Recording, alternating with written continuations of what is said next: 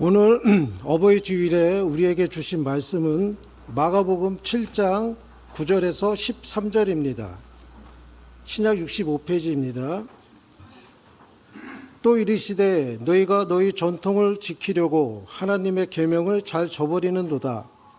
모세는 내 부모를 공경하라 하고 또 아버지나 어머니를 모욕하는 자는 죽임을 당하리라 하였거늘 너희는 이르되 사람이 아버지에게나 어머니에게나 말하기를 내가 드려 유익하게 할 것이 고르반 곧 하나님께 드림이 되었다고 하기만 하면 그만이라 하고 자기 아버지나 어머니에게 다시 아무것도 하여 드리기를 허락하지 아니하여 너희가 전한 전통으로 하나님의 말씀을 폐하며 또 이 같은 일을 많이 행하느니라 하시고 아멘.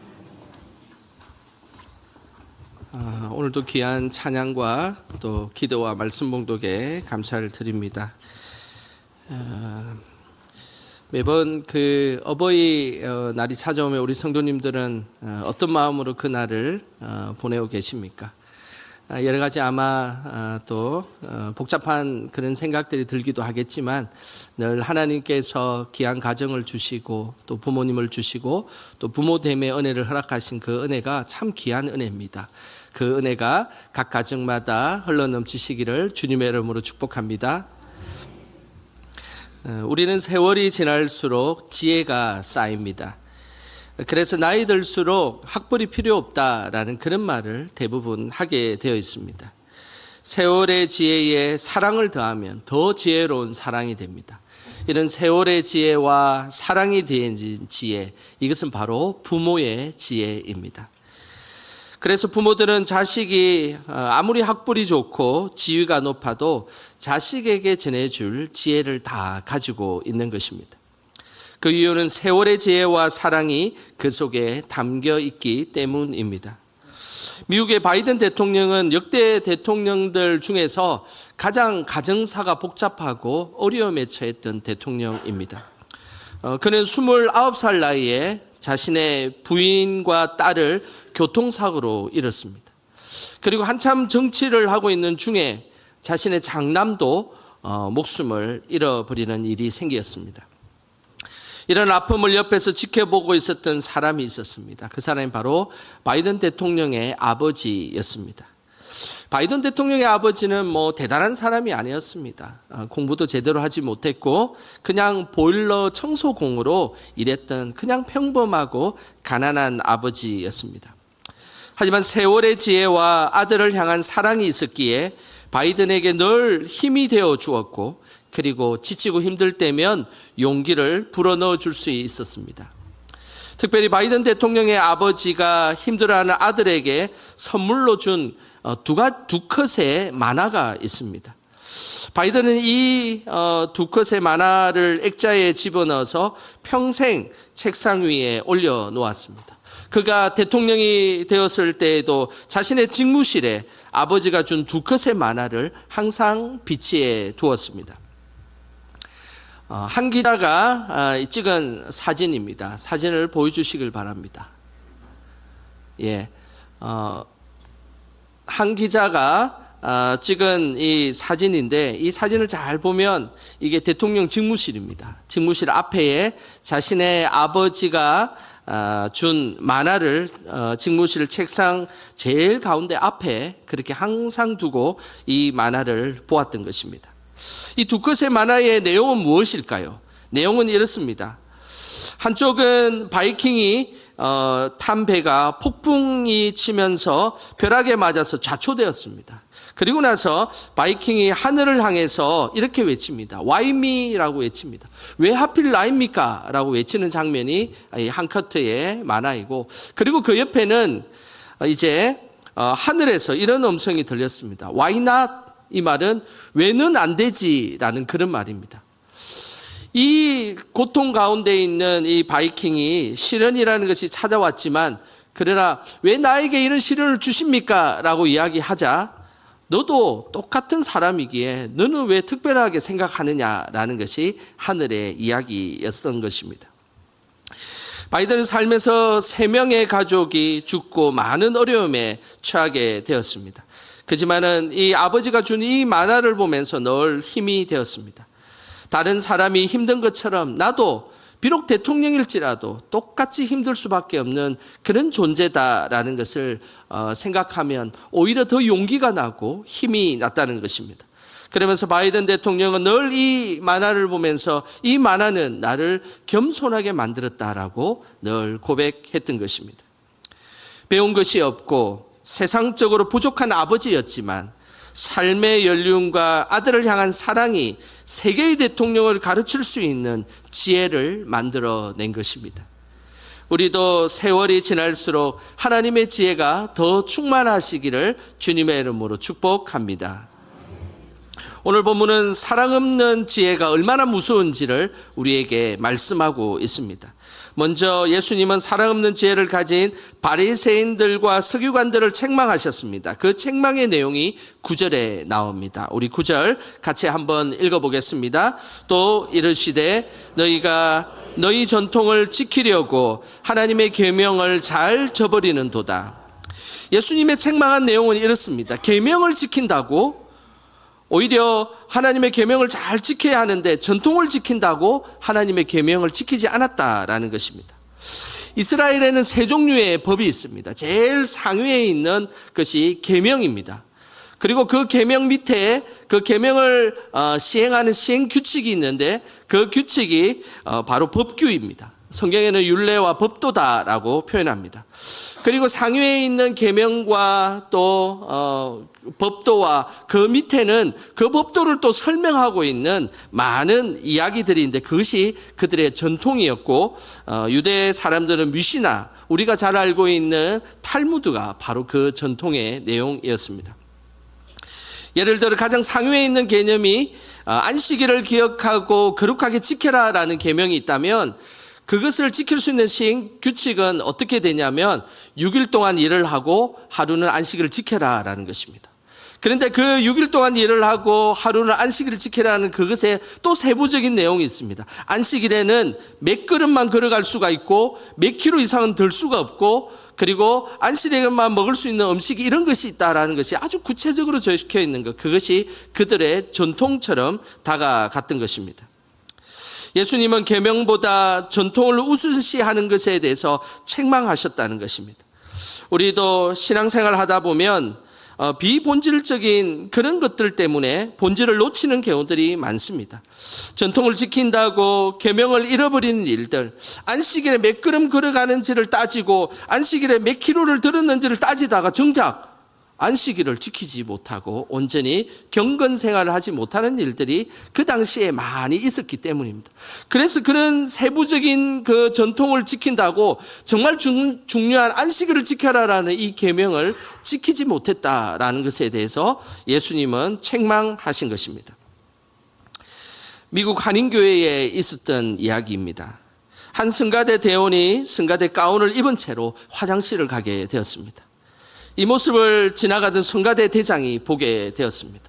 그러면 성가대 대장이 그 대원을 불러서 어떻게 이 거룩한 성가대 옷을 입고 화장실을 갈 수 있느냐라고 아주 따끔하게 훈계를 하게 되었던 것입니다. 그런 일이 있은 후에 바로 성가대 대장이 성경책을 들고 화장실에 들어가는 것이었습니다. 그래서 대원들이 또 쳐다봤습니다. 대원들이 이제는 성가대 대장을 불러가지고 어떻게 거룩한 성경책을 들고 화장실에 들어갈 수가 있습니까? 라고 이야기를 했던 것입니다. 이렇게 성가대 대원과 성가대 대장이 갈등이 생긴 것입니다. 그러면서 정작 하나님 앞에 거룩하게 드려야 될 그 예배에는 집중하지 못하고 그 갈등 때문에 계속 예배만 그냥 드리는데 그 생각만 사로잡히게 되었다는 이야기입니다. 본질이 아닌 개인적인 견해와 같은 전통으로 인해 정작 예배로 드려야 하는 예배자의 그 경건성의 본질을 잃어버린 그런 아주 중요한 이야기입니다. 우리도 늘 항상 본질인 하나님의 계명을 잊지 않는 우리 모두가 되시기를 주님의 이름으로 축복합니다. 오늘 본문에는 자신의 전통을 지킨다고 정작 지켜야 할 계명을 지키지 않은 중요한 사건이 발생되었습니다. 먼저 우리가 꼭 지켜야 하는 하나님의 계명을 먼저 보겠습니다. 10절입니다. 우리 10절 같이 한번 읽어보겠습니다. 모세는 내 부모를 공경하라 하고 또 아버지나 어머니를 모욕하는 자는 죽임을 당하리라 하였거늘. 우리가 꼭 지켜야 하는 것은 십계명입니다. 십계명은 하나님과 사람이 지켜야 하는 계명과 또 사람과 사람이 지켜야 하는 계명으로 나누어져 있습니다. 사람에 대한 계명 중에 가장 중요한 계명은 내 부모를 공경하라라는 그런 계명입니다. 오늘 본문에는 내 부모를 공경하지 않는 자는 죽임을 당할 것이다 라고 매우 엄중하게 말씀하고 있습니다. 부모 공경의 계명은 우리가 선택할 수 있는 것이 아닙니다. 그 계명 자체는 계명이라는 제상위에 있는 이 계명은 하나님 앞에서 우리가 그냥 순종하고 그 명령에 따르는 것이 하나님의 뜻입니다. 또한 부모 공경에 대한 계명은 늘 사랑을 기반으로 지켜져야 합니다. 십계명을 한 단어로 요약하라고 그러면 사랑으로 요약할 수 있습니다. 하나님에 대한 사랑, 이웃에 대한 사랑, 그것을 모으면 사랑으로 그 본질이 드러나는 것입니다. 만약 계명을 지킬 때에 사랑을 기반으로 하지 않으면 늘 문제가 생기게 되어 있습니다. 사랑을 기반하지 않는 계명을 지키고 있는 사람들, 그 사람들이 바로 바리새인들과 서기관들이었습니다. 이들은 전통을 지킨다는 이유 하나만으로 진정으로 부모를 사랑하지 않았던 행동이 쉽게 보였던 것입니다.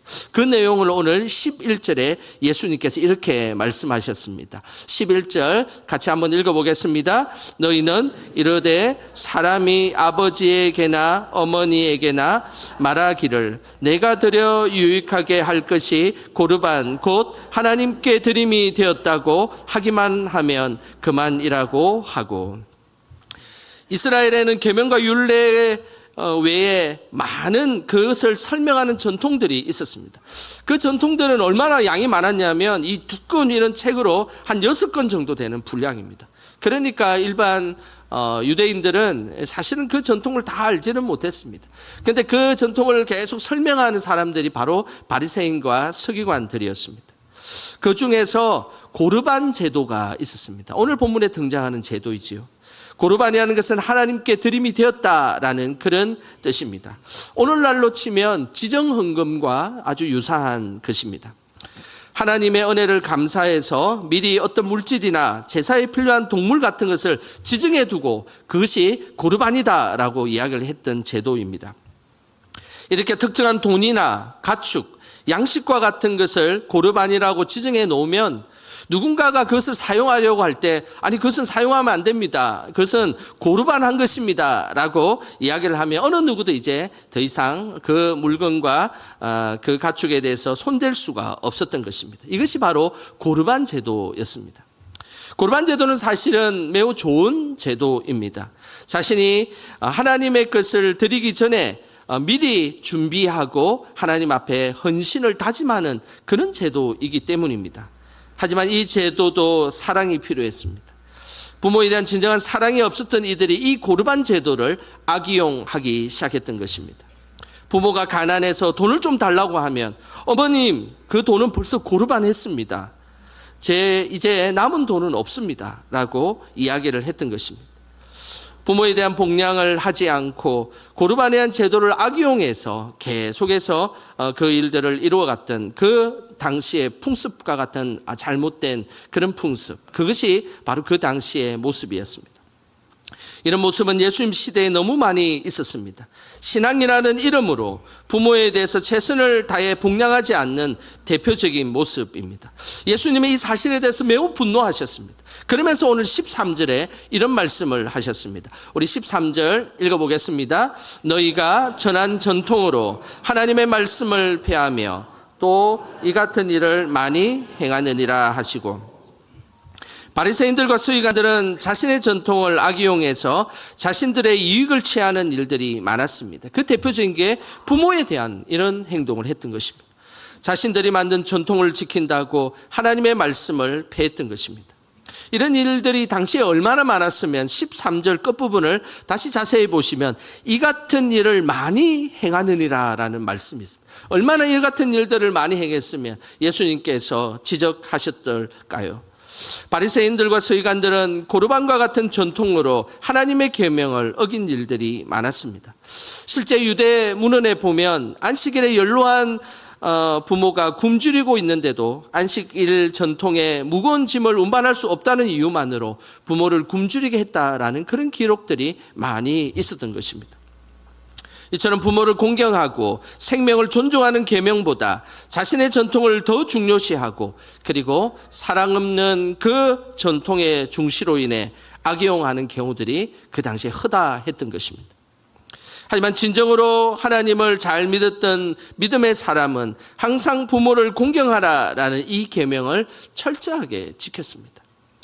140년 전 기독교가 우리나라에 들어올 때 그때 당시에 기독교는 불효의 종교다라고 오해를 많이 받았습니다. 그 이유는 제사 때문이었습니다. 제사를 지내지 않는 종교라는 이유로 불효를 저지르는 종교로 오해들을 많이 했던 것입니다. 제사의 본질은 돌아가신 부모님을 기억하는 것입니다. 제사상을 차리느냐 차리지 않느냐는 본질이 아닙니다. 그래서 기독교는 제사상을 차리지 않습니다. 하지만 추도 예배를 통해서 부모님을 기억하고 감사의 마음으로 하나님 앞에 예배드리는 추도 예배가 있습니다. 그리고 기독교는 십계명에 내 부모를 공경하라라는 이 계명을 철저하게 지키는 종교입니다. 그래서 살아생전에 불효하고 돌아가신 후에 효도하는 그런 종교가 아니라 살아생전에 효도하는 종교, 그것이 바로 기독교인 것입니다. 140년 전 초창기 한국 기독교 선교사님들은 그 당시에 돌아왔을 때 우리 한국의 효사상을 매우 존중하셨습니다. 그 효사상을 무시하고 그냥 서양 사상처럼 그런 온전하지 못한 것을 전하지 않았습니다. 선교사님들은 늘 내 부모를 공경하라는 이 한국의 효사상을 너무나 존중하고 예배 때마다 부모 공경의 이야기를 많이 가르쳤습니다. 실제로 몇몇 이야기를 보면 부모에게 최선을 다하며 믿음을 지켰던 이들의 이야기가 나옵니다. 장대현 교회의 이야기입니다. 장대현 교회에서 믿음 좋은 정춘수 장로님이라는 분이 계셨습니다. 이 정 장로님은 가난하고 어려운 환경 속에서도 항상 어머니를 지극정성으로 돌보았습니다. 특별히 어머니가 병안에 누워있을 때는 더욱 열심히 병간호를 했습니다. 어느 날 주일이 되었습니다. 어머니는 몸이 아프고 정 장로님은 교회를 가야 하는데 참 곤란하게 되었습니다. 교회도 가까운 곳에 있는 것이 아니라 저 멀리 한 10리 정도 떨어진 곳에 교회가 있었던 것입니다. 정 장로님은 교회까지 10리가 넘는 길이었음에도 불구하고 좁고 돌 많은 언덕을 자신의 어머니를 직접 업고 교회를 갔던 것입니다. 그리고 나서 예배를 드리고 다시 어머니를 업고 자신의 집으로 도착했던 것입니다. 이런 효성 깊었던 정춘수 장로님은 항상 이런 고백을 하게 되었습니다. 하나님을 향한 이 사랑이 어머니를 향한 사랑으로 흐를 수 있다면 그 신앙은 진짜이다라는 것이죠. 하나님을 정말로 사랑한다면 그 사랑이 가장 가까운 어머니에게, 부모에게 흐를 수 있다면 그것이 진짜 사랑이다. 그리고 진짜 신앙이다라는 것을 늘 고백하게 되었던 것입니다. 이런 효심 깊은 신앙의 모습은 초창기 한국교회에 많이 있었습니다. 기독교 학교인 배제학당에 다니는 어느 여학생이 있었습니다. 그는 신앙심이 깊었습니다. 그녀는 매일 주일에 예배 드리는 일로 인하여서 어머니와 갈등이 있었습니다.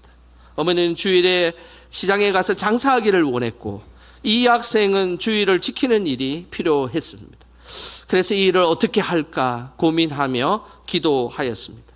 이 학생의 기도의 응답은 그런 것이었습니다. 6일 동안 평소보다 최선을 다해서 어머니를 돕고 그리고 주일에만 예배를 드리는 것이었습니다.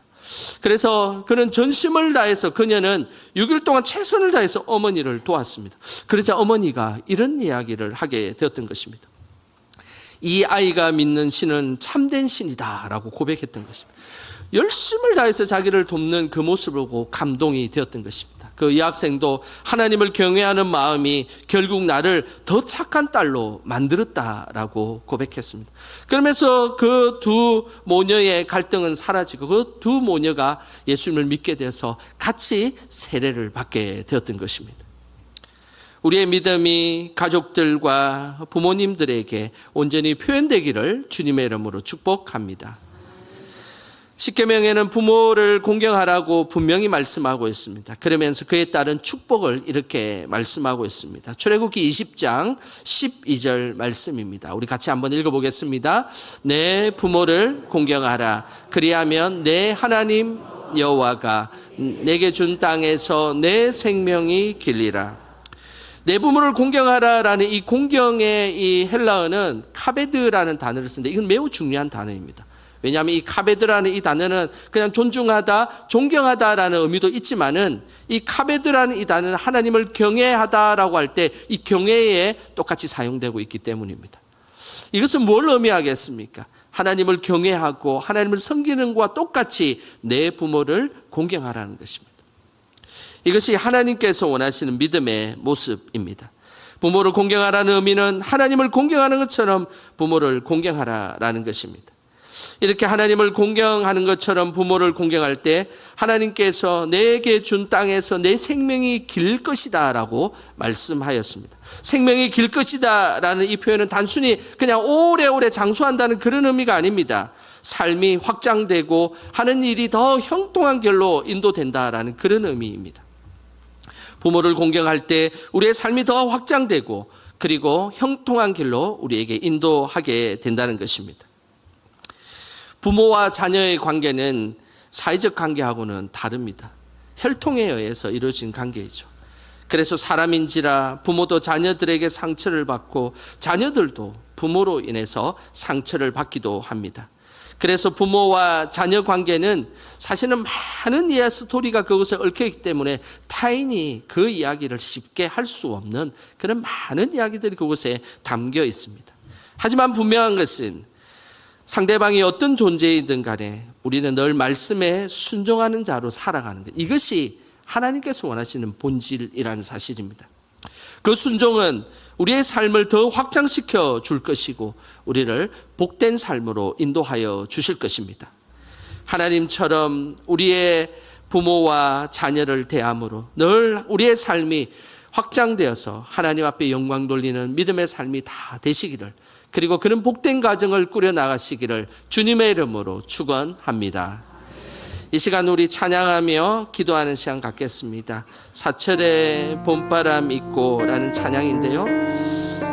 오늘 이 찬양처럼 정말로 우리 가정이 하나님 주시는 천국과 같은 그런 가정이 다 되시기를 주님의 이름으로 축복하는 마음으로 함께 찬양하겠습니다.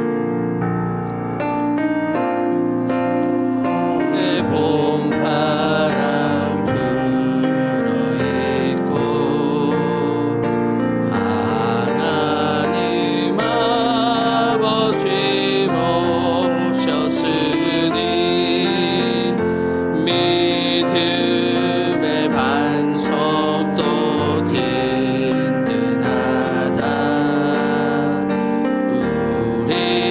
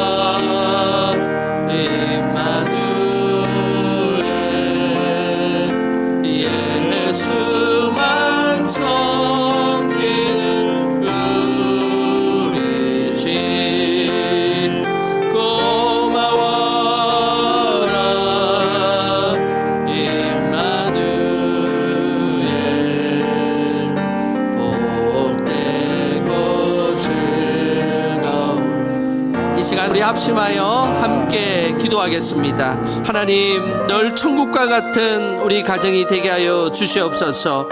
하나님, 자녀들은 부모를 공경하게 하시고 부모는 자녀들을 인격적으로 대할 수 있도록 주님 인도하여 주시옵소서. 그래서 늘 복되고 즐거운 믿음의 가정으로 세워 주시옵소서. 이 시간 우리 주여 한번 크게 부르고 우리 가정을 위해 합심하여 기도하겠습니다. 주여, 하나님 아버지, 주님의 은혜를 구하며 하나님 앞에 나갑니다. 하나님, 늘 하나님 은혜 가운데 지내는 복된 가정이 되게 하여 주시옵소서. 하나님 아버지, 부모를 공경하는 자녀들의 마음을 허락하여 주시고 부모도 자녀들을 인격적으로 대할 수 있도록 주님 인도하여 주시옵소서. 하나님, 가정에 얽혀있는 수많은 문제들과 얽혀있는 상처들을 하나님 이 시간 오셔서 풀어주시고 하나님의 계명을 순종하는 자로 살아갈 수 있도록 우리에게 힘과 용기를 허락하여 주시옵소서. 늘 믿음 가운데 거하는 우리 모든 가정 될 수 있도록 성령께서 함께하여 주시고 주님 인도하여 주시옵소서. 하나님 아버지, 가정을 지켜주시고 동행하여 주셔서 감사드립니다. 평생 자녀를 위해 수고하고 애선 우리 영광의 모든 어버이들을 축복하여 주시고 자녀들을 향한 기도의 제목들이 응답되게 하옵소서. 내 부모를 공경하라는 하나님의 말씀에 순종하는 우리 모두가 되게 하옵소서. 오늘도 우리의 가정을 지켜주시는 예수님의 이름으로 기도드립니다. 아멘.